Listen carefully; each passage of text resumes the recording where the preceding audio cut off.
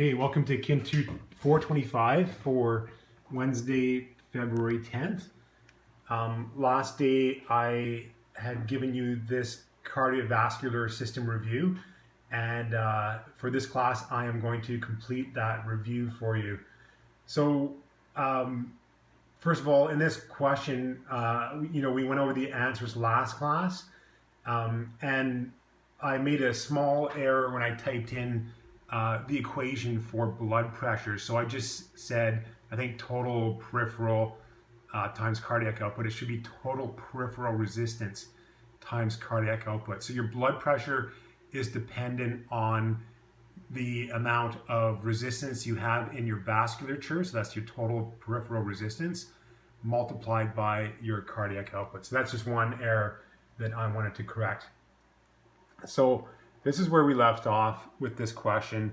Why is fainting common in soldiers that stand at attention for prolonged periods of time, especially in hot weather? The reason here is that if you're standing still for a long period of time, your blood will pool in your legs and you won't get sufficient blood flow back to your heart and to your brain. And so that results in a person fainting. And this is especially true with hot weather, because with hot weather you're going to be sweating and you're going to be losing blood volume. And so there's even less venous return to the heart and less blood and oxygen that can be delivered to the brain. So to prevent this, what soldiers do if they're standing at attention for long periods of time is they will isometrically contract their lower legs and then relax, so they get that muscle pump. They get a muscle pump that works on the veins and helps to push the blood back up against the effects of gravity towards the heart. And another way to prevent this in hot weather is to make sure that you're properly hydrated so that you don't lose a lot of blood volume in that situation. Second question here is, in what other military situation might a service member be susceptible to passing out, often with fatal consequences? This can occur in fighter pilots when they're undergoing significant maneuvers at fast speeds. So at fast speeds with different maneuvers, depending which way you're turning the airplane, you could send blood rushing from your head down to your feet, and that would result in a loss of consciousness. Now I have a couple of quick videos I want to show you where they actually test out fighter pilots in this situation. So I'm just going to quickly load up my other computer here and get some images up for you.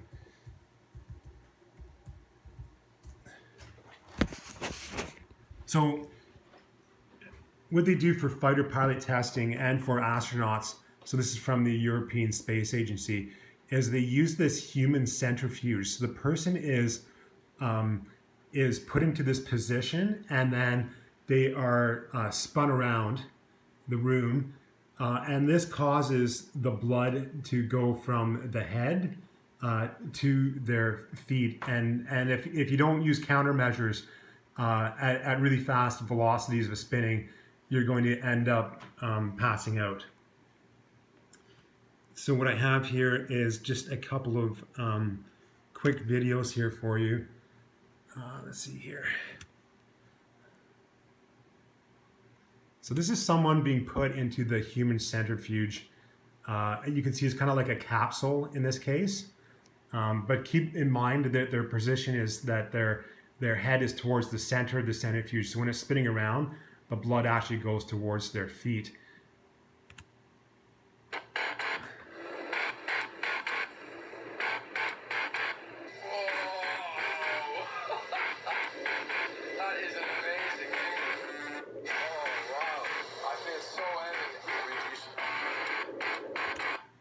So that's the centrifuge itself in action.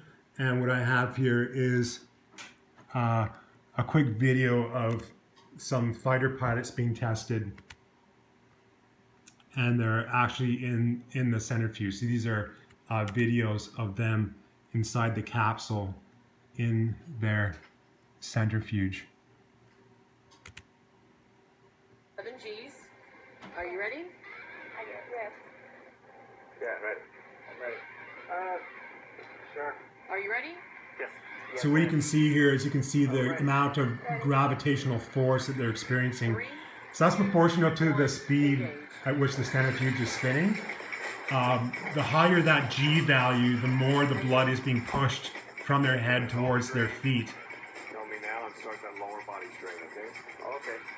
So to counteract this, nice and tight. Catch 1. they're instructed to contract their legs You're looking real good. while they're being spun around, and that pushes the blood back up to their Not head. yet. It's only 2 G's. Okay. It's only 2 G's. You should feel like you're going straight up in the air at this point. This is awesome. The 4G right there. You're doing good. 3, 2, 1, engage. Back on the stick. On top. On top, breathe. You're on top, breathe. You're on top, breathe. I'm going to hang it on. Okay, big breath. Block out and hold it. You're on top, breathe. Oh. On top, breathe. 1, 2, breathe. 1, 2, 3. Don't see your breath. 1, 2, breathe. 1, 2, breathe. 1, 2, breathe. Okay? No. Legs tight. Butt tight. Breathe. 1, 2, 3. 1, 2. Hold. Okay. Stay tight. Stay tight. Stay tight. Stay tight. Hello? Are you with me? Coming back around? Hello? How you doing? What? Hello, Will? Hello? Will, sit up. I'm up. Sit up. I'm up. You're up. Put your head up. It is up. Put your head up. Oh. Do you know what happened? Yeah. You ate lost. Yeah. Happened. I was taking the IG lock. All right.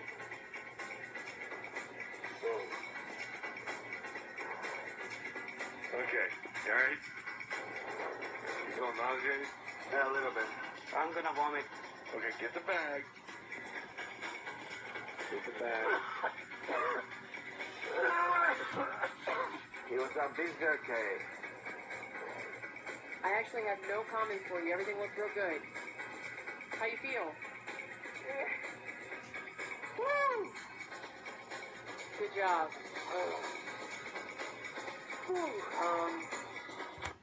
So you can see what happens with this human centrifuge. You know, so the object here is to send the blood from the head to the feet, like they would experience under these tight maneuvers when they're flying a fighter jet. And they're trying to counteract that by contracting their legs and using that muscle pump to push the blood up from the legs back to the heart, and so that they get adequate blood flow to their brain. Another strategy that's used is they wear special suits that inflate at the legs, and so again, it's a suit that's specialized to send blood flow from the lower body back to the heart.